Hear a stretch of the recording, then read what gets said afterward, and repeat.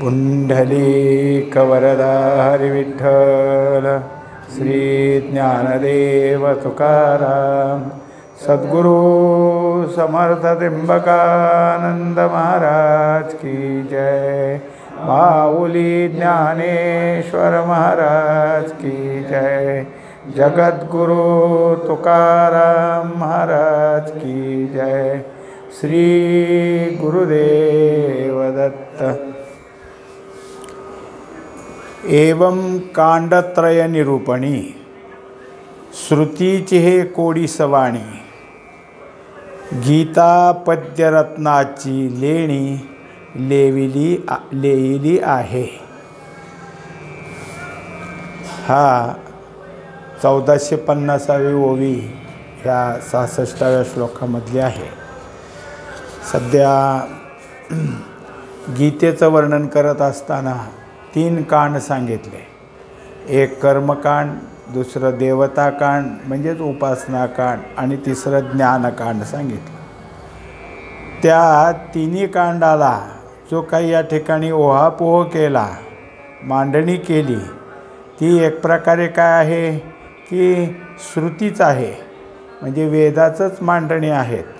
अशा या गीता पद्यरूपी रत्नाची ही जी खाण आहे गीता ग्रंथ म्हणजे, तर त्या ठिकाणी हे 3 कांड म्हणजे जसं काय त्यावर अलंकार घातल्यासारखं आहे। हे असो कांडत्रयात्मक श्रुती मोक्षरूप फळ एक, बोभाये जे आवश्यक ठाकावे म्हणून। तेव्हा या कांडाद्वारे श्रुतीच आपल्याला असं सांगते की हे मोक्षप्राप्तीचं, मोक्षफळप्राप्तीचंच एक काय आहे साधन आहे। आणि ते नुसतं नाही तर सगळ्या मनुष्यानं ह्याची प्राप्ती करून घ्यावी म्हणून जसे एखादी गोष्ट सांगण्यात दवंडी द्यावी लागते, तसं श्रुती सगळ्याला आरडून ओरडून सांगत आहे। तयाचेनी साधन ज्ञानेसी वैर करी जो प्रतिदिवशी, तो अज्ञान वर्ग सोडशी प्रतिपादिजे। आता मागं 15व्या अध्यायापर्यंत सगळ्या गोष्टी सांगून झाल्या। आता असं सांगतात की या गीता ग्रंथातलं जे काही साधन सांगितलं आहे ते ज्ञान, ते ज्ञान प्राप्त करून मोक्षप्राप्ती करून घेता येते। पण या ज्ञानाशीच ज्यांनी वैर पत्करलं आहे, जो ज्ञान घेण्यासच तयार नाही, असा असतो तो अज्ञानी।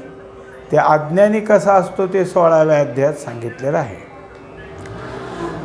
तोची शास्त्राचा बोळावा घेऊनी वैरी जिणावा, हा निरोपू तो 17वा अध्याय येथ। आता त्याच 17व्या अध्यायात शास्त्राचं साह्य घ्यावं आणि मग या शास्त्रद्वारा आपल्या ठिकाणी असणारं अज्ञान त्याचं काय आहे की नाश करण्याचा प्रयत्न करावा किंवा त्या अज्ञानाला जिंकावं, हे 17व्या अध्यायात सांगितलं। ऐसा प्रथमा लागोनी 17वा लाणी करोनी, आत्मनिश्वास विवरोनी दाविला देवे। आता एकंदरीत पहिल्या अध्यायापासून 17व्या अध्यायापर्यंत हे जे काही आहे आत्म्याबद्दलचं सांगणं, ते सगळं आत्तापर्यंत जे मुळात काय आहे की वेदाचं बाहेर पडणं आहे, त्यालाच निश्वास असं म्हणायचं, ते सगळं याच्यात विवरण करून सांगितलं। तया अर्थ जाता अशेषा केला तात्पर्याचा अवांका, तो 18वा हा देखा कलशाध्यायो।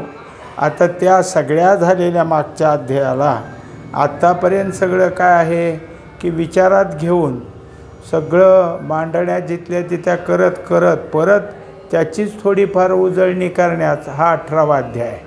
म्हणून या अध्यायाला कलशाध्याय, म्हणजे जसं एखादी इमारत बांधल्यावर कलश बसवावा तसा हा अध्याय आहे। एवं सकळ सांख्य सिद्धू श्री भगवद्गीता प्रबंधू, हा अवतार्ये आगळा वेदू मूर्त जाण। तेव्हा एकंदरीत सगळं जे काही सांगितलेलं आहे की वेदांतामध्ये, सांख्यामध्ये झालं, योगामध्ये जे काही वर्णनं सगळी आली ती सगळी वर्णनं या गीता ग्रंथामध्ये घेत अगदी काय आहे की स्पष्ट केलं. म्हणजे जो वेद काहीला समजतो आणि काहीला समजत नाही, पण इथं तो उदार झाला आणि सगळ्याला कळावं असं या गीता रूपामध्ये मूर्त झालेलं आहे.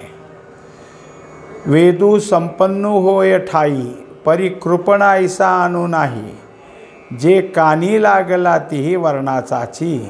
आता माऊलीने पुन्हा आपलं सुधारणा केली की गीतेपेक्षा वेद कमी असं नाही आम्ही म्हणत, वेदसुद्धा संपन्न आहे. पण त्याने काय केलं आहे की फक्त 3 वर्णालाच फक्त अधिकार दिला आहे. दुसरे राहिलेले शूद्र आणि स्त्रिया या दोघांनाही गीता वेद ऐकायची परवानगी दिली नाही. म्हणून यांच्या दृष्टीनं तो कृपण आहे, म्हणजे कंजूस आहे असं म्हटलं तरी चालेल. येथ येरा भवव्यथा ठेलिया, स्त्री शूद्राधिका प्राणिया, अनवसरू मांडोनिया राहिला आहे. पण ते पूर्ण करण्याकरता या संपूर्ण संसाराचं जे काही आहे दुःख ते दूर निघावं म्हणून स्त्री शूद्र असे जे काही प्राणी आहेत त्यांना गीतेद्वारे अनवसर म्हणजे वेळ करून दिलेला आहे. तरी मज पाहता ते मागील उणे, फेडावया गीतापणे, वेदू वेठला भलतेणे सेव्य व्हावया. तेव्हा एकंदरीत मागं जे काही त्यांच्याकडून राहिलं आहे उणं, कमीपणा त्याला येऊ नये म्हणून गीता रूपानं वेदच एक प्रकारे या सर्वांना उपयुक्त व्हावा अशा तऱ्हेनं या गीतेद्वारे बाहेर आलेला आहे. नवे आर्थे रिघोनी मनी, श्रवणे लागोनी कानी, जपमिसे वदनी वसोनिया. आता गीता कसं आपल्या ठिकाणी शिरते, तर जर चांगल्या प्रकारे अभ्यास करत गेला तर अर्थाद्वारे अंतःकरणात स्थिर होते. हा अभ्यास करणारा, नुसता श्रवण करणारा कोणी असेल तर त्याच्या कानाद्वारे श्रवण करून अंतःकरणात त्या श्रवणाचं जे काही राहत असेल तेवढे शब्द टिकून राहतात. आणि ज्यानं काय केलं त्यातले जे काही मंत्र आहेत श्लोक आहेत त्याचा जप केला म्हणजे मुखामध्ये सुद्धा जपाच्या निमित्तानं तो वसून राहिलेला आहे, स्थिर राहिलेला आहे. गीतेचा पाठू जो जाणे, तयाचेनी सांगातीपणे, गीता लिहोनी वाहणे पुस्तकमिशे. आता ज्याचं काय आहे रोज पाठ चाललेला आहे, गीता ग्रंथ जो पाठ करतो त्या पाठाच्या ठिकाणी जाऊन त्याची संगती करून आपल्याजवळ जर नसल गीता ग्रंथ तर त्यातनं लिहून घ्यायचा आणि ते पुस्तक जवळ ठेवायचं असाही प्रयत्न काहींनी केला. ऐसेसा मिस्कटा संसाराचा चोहटा, मवादी घालीत चोखटा मोक्ष सुखाची. एकंदरीत काय आहे की कोणतं का निमित्त होईना पण ह्या संसाररूपी बाजारात अशा तऱ्हेची जी काय आहे मोक्ष सुखाची एक बाजारपेठ म्हणजे मोक्ष सुख वाटण्याकरता जसं काय आहे की माऊली सांगतात का नाही की जे कोणी वैष्णवाची मांदी आळी त्याच्यामध्ये जे येतील त्यांना त्यामध्ये दिलं जाईल असा जो त्यांचा आहे. तसंच इथं काय आहे की ती पण काय आहे जशी त्यांनी सांगितली ही गवादी घातली सगळे वैष्णव त्यात येतील तसं इथं सुद्धा मोक्ष सुखाची ही एक काय आहे बाजारपेठ तयार झाली. परी आकाशी वसावया, पृथ्वीवरी बैसावया, रवरी दीप्ती राहटावया आवारू नभ. आता जर एखाद्याला आकाशातच फिरायचं असलं तिथं स्थिर व्हायचं बघायचा प्रयत्न करत असला किंवा पृथ्वीवर बैठक घालायची असेल किंवा सूर्याच्या प्रकाशातच कुठं इकडं तिकडं फिरायचं असेल तर आकाशाचंच एवढं मोठं आवार आहे की नाही. कुठेही झालं तरी ह्याला हे सगळं पृथ्वीवर बसला तरी आजूबाजूला आकाशाचं आहे, आकाशात फिरला तरी आकाशाचं आहे आणि सूर्यप्रकाशात राहिला तरी आकाशातच आहे. तेवी उत्तम अधम ऐसे सेविता कवनातेही न पुसे, कैवल्य दाने सरिसे निववित जगा. तेव्हा गीता ग्रंथ श्रवण करणारा असो, पठन करणारा असो, जप करणारा असो, तो उत्तम आहे का अधम आहे? जसं वेदानं कोणाला दिलं आणि कोणाला बाजूला काढलं तसं गीतेत नाही. आणि जे जे हे गीता ग्रंथाचं श्रवण करतील त्यांना कैवल्याचं दान करणारी ही गीता ग्रंथ आहे. या लागी मागिली कुटी, भ्याला वेदू गीतेच्या पोटी, रेगाला आता गोमटी, कीर्ती पाथला. तेव्हा मागं जे काही झालं ते आता त्याचं काय झालं, लोक निंदा करायला लागले. बघा वेदानं काय केलं, तीनच वर्णाला दिलं. ते आपल्यावर शब्द नको, लोकांनी असं आपल्यावर काय कोणी बोलायला नको म्हणून वेदाने काय केलं, गीतेच्या पोटात शिरला आणि सगळ्याला मोकळं करून दिलं. म्हणजे जे आपल्याला पहिलं लांछन लागलं होतं ते बाजूला करून सगळ्याला उपयुक्त व्हावं असं वेदाच्या मनात आलं म्हणून तो गीतेच्या ठिकाणी प्रकट झालेला आहे. म्हणून वेदाची सुसेव्यता, ते हे मूर्त जान श्री गीता, श्रीकृष्णे पांडुसुता उपदेशिली. तेव्हा वेदच पण सहज समजून यावा, म्हणायला सोपा जावा. आता जितके वेदाचे श्लोक, गीतेचे श्लोक आहेत हे सहज म्हणता येतात, तसे वेदाचे श्लोक सहज म्हणता येत नाहीत. वेगवेगळे छंद आहेत इथं 1 किंवा 2 छंदाचाच उपयोग केलेला आहे. त्यामुळं सहज मुखाशी शब्द श्लोक बसतात. म्हणून हे सुसेव्य, ही सुसेव्यता असणारी गीता आता काय झालेली आहे की गीता उपदेशली कुणाला, अर्जुनाला उपदेश केला पण उपयोग मात्र सर्वांना झालेला आहे. परी वत्साचे निओरसे, दुबते होय घरोद्देशे, झाले पांडवाचे निमिषे जगदुद्धरण. आता त्याची उदाहरणं द्यायला सुरुवात केली. वास्तविक पाहता गाय दुभती असली तर ती जे काही पाहणा घालते ते खरं वासरासाठी, पण लोक पटकन वासरू बाजूला काढतात आणि धार काढून घेतात. म्हणजे त्या वासराचं दूध सगळ्या घरादाराला झालं, सगळ्याला मिळावं. निमित्त कोणाचं आहे? निमित्त वासराचं आहे, पण मिळतं मात्र सर्वांनाच. त्याप्रमाणे ह्या अर्जुनाच्या निमित्तानं जगाचा उद्धार झालेला आहे. चातकाची कणवे, मेघू पाणीयेसी धावे, तेथ चराचर आघवे, निवाले जेवी. आता पाऊस पडतो खरा तो चातकासाठी, पण सगळी जमीन काय आहे पावसानं थंड होते. पुन्हा त्याच्या ठिकाणी काय भिजाऊ झाली रान, वापशाला आलं की पेरणी होते, पिकं चांगली येतात, पिकांना पुन्हा पाणी पावसाद्वारे मिळतं. म्हणजे निमित्त कोणाचं आहे? चातकाचं, पण सगळ्या जगाचं त्या ठिकाणी भागतं. का अनन्यगती कमळा, लागी सूर्य ये वेळोवेळा, की सुखिया होई जे डोळा त्रिभुवनीचा. तसंच सूर्यविकासिनी कमल हे सूर्य उगवल्याशिवाय विकसित होत नाही. त्याच्याकरता सूर्य उदयाला येतो. एक दिवस आला की अस्ताला गेला की पुन्हा दुसऱ्या दिवशी येतोच, कारण त्याला माहिती आहे की ह्या कमलाला आपणच पाहिजेत.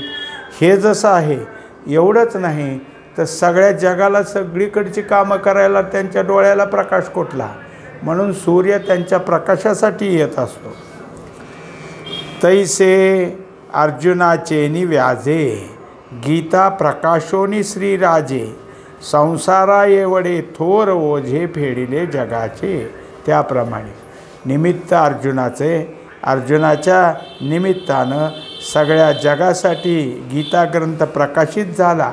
आणि उपयोग काय झाला?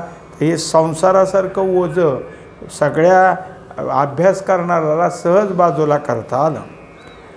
सर्व शास्त्र रत्नदीप्ती, उजळिता हा त्रिजगती, सूर्य नव्हे लक्ष्मीपती, वक्त्रा काशीचा.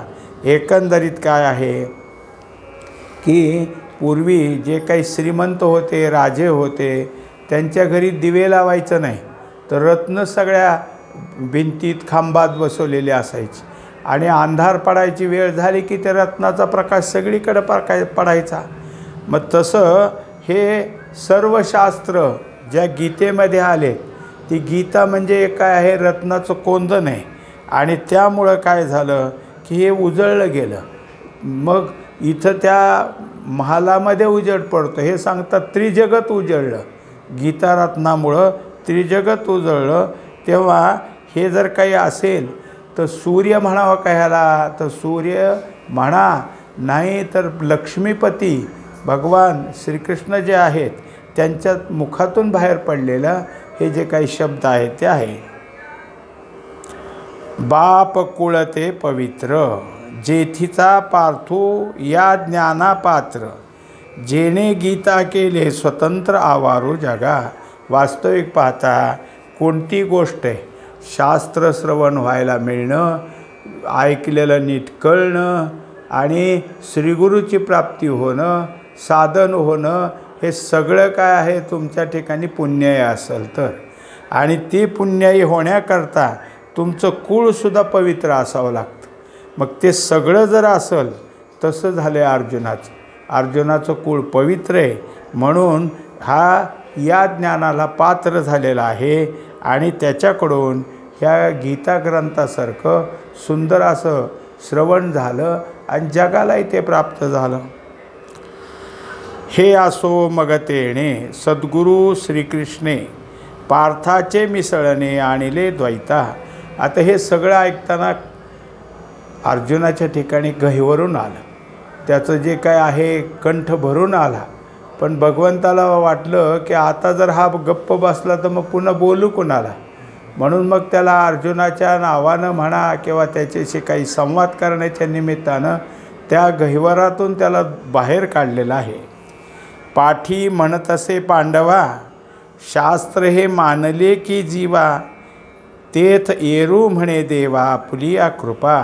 आता विचारला प्रश्न, अर्जुना आत्तापर्यंत तुला जे सांगितलेलं गीताशास्त्र आहे हे तुला कळालं का, तुझ्या ठिकाणी ते मुरलं का, तुझ्या ठिकाणी त्याचं काय आहे की काही उपयोग झाला आहे, तुझ्या जीवाला त्याचं फरक पडला असं वाटतं का. तर अर्जुनाने लगेच उत्तर दिलं, आपली कृपा आहे, तुमच्या कृपेने हे सगळं मला मिळालेलं आहे. तरी निधान जोडावया भाग्य घडे गा धनंजया, परी जोडिले भोगावया विपाये होय. आता त्याला दोन गोष्टी सांगितल्या. एक तर अतिशय चांगलं काय असलं तर ते मिळायला पुण्याई लागते, मागच्या ह्याच्यात झालंच. आता तसंच सांगतात की काहीतरी होईना, जसं पूर्वी काय असायचं, कुठंतरी जमिनीत धन ठेवलेलं असायचं, मग ते ज्याच्या नशिबात असेल त्यालाच मिळायचं. पण ते मिळेल खरं, असं धनही मिळेल, पण ते सांभाळायचं आहे, सांभाळायलाही आलं पाहिजे. मिळेलही हे कदाचित मिळायला अवघड असतं पण मिळेल, पण सांभाळणं त्याहून अवघड असतं. पै क्षीरसागरा एवढे अविरजी दुधाचे भांडे, सुरा केवढे मती ते झाले. आता त्याच्यात काय आहे की हे जे काही आहे क्षीरसागर, त्या क्षीरसागराला घुसळण करण्याकरता त्यावेळेस काय केलं, म्हणजे ते मंथन केलं आणि त्या मंथनानं जे काय असेल ते देवालाही आणि आसुरालाही त्या ठिकाणी प्राप्त झालं. ते सायासही फळा आले, जे अमृतही डोळा देखिले, परी वरिले चुकले जतन ते. आता त्या सगळ्या मंथनातून अमृत निघालं, पण ते जतन करायला अवघड झालं. कारण काय आहे की अमृताचं सेवन करण्याकरता इकडं काय आहे, आसूरसुद्धा तयार होते, पण आसुराला मिळू द्यायचं नाही. ह्याचा विचार करून काय केलं की हे अमृत सगळं देवाच्या ठिकाणी जतन झालं पाहिजे. पण त्याच्यात चुकून दोन येऊन बसलेच आसूर, आणि त्याने काय केलं की ते सेवन केलं. तेत अमरत्वा ओगरिले, ते मरणाची लागी झाले, भोगो नेणता जोडले ऐसे आहे. आता त्यांना ते गेलं तर मुखात गेल्यामुळं तेवढं शिर किंवा मुखच तेवढं अमर झालं, बाकीचं धड सगळं, पण हे भोगू दिलं नाही ना. म्हणजे आता हे घेतोय हा असुर आहे असं म्हणल्याबरोबर सुदर्शनानं त्याला काय केलं, त्याचा शिरच्छेद केला. त्यामुळे जे मुखात आलं होतं तेवढं मुख काय करते की अमर होऊन फिरते, धड सगळं वाया गेलं. नहुष स्वर्गाधिपती जाहला, परी राहटी भांबावला, तो भुजंगत्व पावला, नेणसी काही. आता मागं अशा तऱ्हेचं जे असायचं की ज्याची अधिक पुण्याई झाली त्याला चांगल्या प्रकारची पदं स्वर्गातली मिळायची. तो नहुष राजा पुण्याई करत करत इंद्रपदाला प्राप्त झाला. पण इंद्रपद कसं असतं, कसं भोगावं हा तो चुकला आणि इंद्राला जे भोग भोगायला मिळत होते ते आपल्याला मिळावेत असा विचार करून इंद्राणी जी होती त्या इंद्राणीच्याच घरी जायचा प्रयत्न केला आणि त्यामुळं त्याला शाप झाला आणि तो भुजंगत्व होऊन एखाद्या विहिरीमध्ये येऊन पडला. मग आता इंद्रपद मिळालं खरं पण भोगायला आलं नाही. नशिबानं सगळं हातात दिलं पण हातातलं सगळं घेऊन गेले. म्हणजे नशीब देतं पण कर्म नेतं म्हणतात तसं झालं. म्हणून बहुत पुण्य तुवा केले तेने धनंजया, आजी शास्त्र राजा या झाला शिविशो. तेव्हा अर्जुना तुझं पूर्वीचं फार पुण्य आहे म्हणूनच तुला असं गीताशास्त्रासारखं प्राप्त झालेलं आहे आणि ते सगळं घेणारा किंवा त्या शास्त्राचा विषय तूच झालेला आहेस. कारण वक्त्याला श्रोता असावा लागतो ना. वक्ता खूप बोलायला तयार आहे पण तसा श्रोताही चांगला पाहिजे. हा तू श्रोता झालास त्यामुळं तुला हे सगळं ऐकायला मिळालं. तरी याची शास्त्राचेनी संप्रदाये पांघरोनी, शास्त्रार्थो हा निकेनी अनुष्ठी हो. तेव्हा आता हे शास्त्र तर मिळालं आहे पण जसं संप्रदायाची रीत असते त्या संप्रदायाच्या रीतीप्रमाणे या शास्त्राचं तो अनुष्ठान कर तरच तुला ह्याचं फळ प्राप्त होईल. एरवी अमृतमंथना सारिके होईल अर्जुना, जरी रिगसे अनुष्ठाना संप्रदाय विण.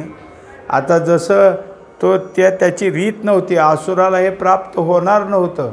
कधी जे अमृत मिळालं होतं ते चुकून इकडे येऊन बसले, तसं होईल. तुला सगळं मिळालं आहे खरं पण संप्रदायाप्रमाणे जर वागत नसशील तर मग हे मिळूनसुद्धा काही उपयोग होणार नाही. गाय धड जोडे गोमटी, तई तईची पिओये जे किरीटी, जई जाणीजे हातवटी सांजवणीची. आता गाय दुभती आहे, दूधही चांगली देते पण धार काढायची युक्ती ना. ते धार काढता आली तर आहे. इतकं सगळं असून धार काढता येते नसल तर गाय मिळूनसुद्धा दूध काही मिळणार नाही. तैसा श्री गुरु प्रसन्न होये, शिष्यविद्या ही कीरला हे, परी ते फळे संप्रदाय उपासनिया. तेव्हा श्री गुरु प्राप्त होती आणि त्यांच्याकडून तुम्हाला विद्याही मिळत राहील. पण तुम्ही संप्रदायाप्रमाणे वागत नसाल तर ते इतकं सगळं मिळूनसुद्धा तुम्हाला फळ मात्र मिळणार नाही. म्हणून शास्त्री जे ये उचितू संप्रदायो आहे, तो ऐका आता भव्य आदरेसी. तेव्हा शास्त्र जितकं महत्त्वाचं आहे, सद्गुरू जितके महत्त्वाचे तितकं संप्रदाय महत्त्वाचा आहे. आणि त्या संप्रदायाप्रमाणे जर वागत असशील, संप्रदायाचे नियम पाळत असशील तरच तुला ह्या सगळ्या गोष्टी प्राप्त होतील. मग संप्रदायातल्या गोष्टी प्राप्त होण्याकरता तुझ्याकडं कोणत्या कोणत्या गोष्टीची गरज आहे, कोणत्या गोष्टी तुझ्या ठिकाणी असल्या पाहिजेत ते आता तुला मी सांगतो. इदंते ना तपस्काय ना भक्ताय कदाचन, न चा शुश्रूषवे वाच्यम न च माम योभ्यसूयती. आता हा जो असणारा 67वा श्लोक आहे त्याच्यात ते सांगतात की जी गोष्ट आता मी तुला सांगणार आहे ते हिताकरताच आहे आणि त्याच्यात आपलं हित जर पाहिजे असेल तर गीताशास्त्राचं योग्य प्रकारे काय आहे तप केलं पाहिजे. त्या ठिकाणी असलेले गुरु, देव, भक्त ह्या सगळ्यांना तू काय आहे की तेवढ्याच आदरानं तुझ्या ठिकाणी वागवता आलं पाहिजे. आणि जे हे शास्त्र आहे ते ऐकण्याची गोडी तुझ्याजवळ असली पाहिजे.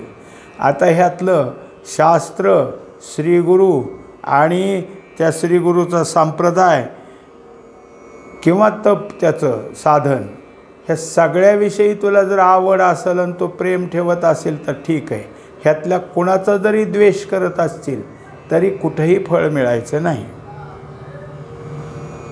आता त्याच्यानंतर सांगितलं की जे जे काय आपल्याला ऐकायला मिळतं ते उगीचच ह्याला सांग त्याला सांग त्याला सांग नाही, ते ऐकायचं ते स्वतःसाठी. दुसऱ्याला सांगायचा जो अधिकार असतो तो सगळ्याला नाही, ज्याला सांगायचा अधिकार दिला आहे त्यांनीच सांगायचं. उठसूट ऐकले की दुसऱ्याला जाऊन सांग हे नाही. जे ऐकलं आहे ते आपण आपल्या मनात आणि मनन करत करत अंतःकरणात ठेवावं लागतं. तरी तुवा हे जे पार्था गीताशास्त्र लादले असता ते तपोहीना सर्वथा सांगावे ना हो. तेव्हा जे कोणी अधिकारी असतील, जे कोणी साधन करत असतील, ज्यांना गीता ग्रंथ म्हणा, देव म्हणा, संत म्हणा ह्यांच्याविषयी प्रेम असेल त्यांना कदाचित बोलावं. जे ह्यातलं काहीच करत नाहीत, उलट ह्याच्या विरुद्ध आहेत, त्यांना कधीही गीता हे नावसुद्धा सांगू नये. गीताशास्त्र काय सांगतं म्हणण्यापेक्षा गीता हे नावसुद्धा सांगू नये. अथवा तापसोही झाला परी गुरुभक्ती जो ढिला तो वेदुई अंत्यजू वाळीला तैसा वाळी. आता तप करतोय म्हणजे साधन त्याचं चाललंय, पण गुरुवर प्रेम नाही, गुरुची सेवा नाही, गुरुची भक्ती नाही. असा असला तर जसं वेदानं अंत्यजाला बाजूला काढले तसं त्याला बाजूला काढ. त्याचं खूप साधन आहे, तो अगदी नित्यनियमानं करतोय, साधनात कधी खंड नाही, पण त्याच्या ठिकाणी त्या साधनेबरोबर गुरुप्रेम, गुरुसेवा ह्या सगळ्या गोष्टी त्या ठिकाणी असल्या तर हे कधी होतं तर गुरुभक्ती असली तरच त्याला हे सांग, नाहीतर तसा असूनसुद्धा हे सांगू नकोस. पुंडलिक वरदा हरी विठ्ठल श्री ज्ञानदेव तुकाराम सद्गुरु समर्थ त्र्यंबकानंद महाराज की जय. माऊली ज्ञानेश्वर महाराज की जय. जगद्गुरु तुकाराम महाराज की जय. श्री गुरुदेव दत्त.